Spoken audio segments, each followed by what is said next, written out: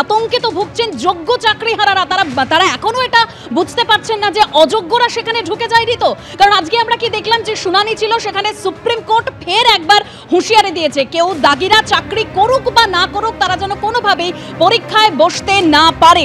দাগি নিয়ে school service কমিশনকে ফের হুঁশিয়ারি দিল সুপ্রিম কোর্ট। স্কুল সার্ভিস কমিশনের তালিকায় নেই অনেক দাগি প্রার্থী, এরকম এসএসসির তরফে বলা হয়েছে, কিন্তু কি হলো আজ সওয়াল জবাব। আরো বিস্তারিত তথ্য আপনাদের সামনে রাখবো সরাসরি। আমার সঙ্গে এই মুহূর্তে আমাদের প্রতিনিধি রয়েছেন আমাদের সঙ্গে। ঠিক আজকে কি হলো গোটা এই আদালতে? দেখো, যোগ্য প্রার্থীদের একাংশের তরফ থেকে আজকে সুপ্রিম কোর্টের সামনে এই অভিযোগ করা হয় যে বহু অযোগ্য প্রার্থীর নাম এই 1806 জনের তালিকায় নেই।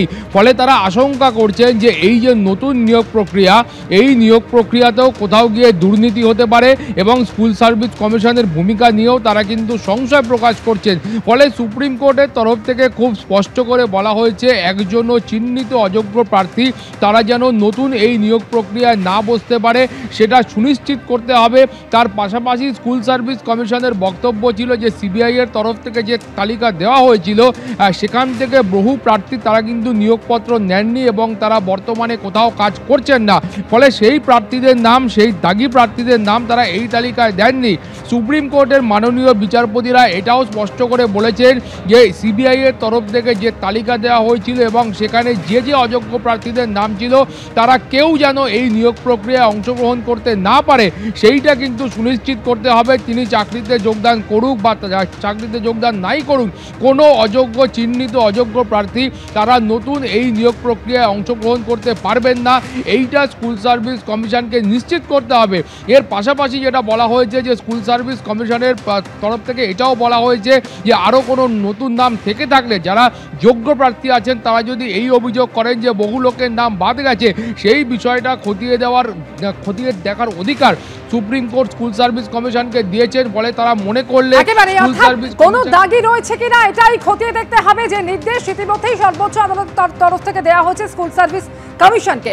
ধন্যবাদ তোমাকে সৌভিক। ফের পিছিয়ে গেল সুপ্রিম কোর্টে ডিএ মামলার শুনানি এবং এই মামলার শুনানি হওয়ার সম্ভাবনা রয়েছে আগামী সোমবার।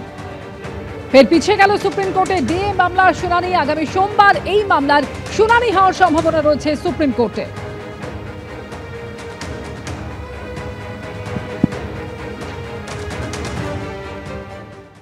ঠিক কপিল সিবাল অনুরোধ করার জন্য পেছয়নি।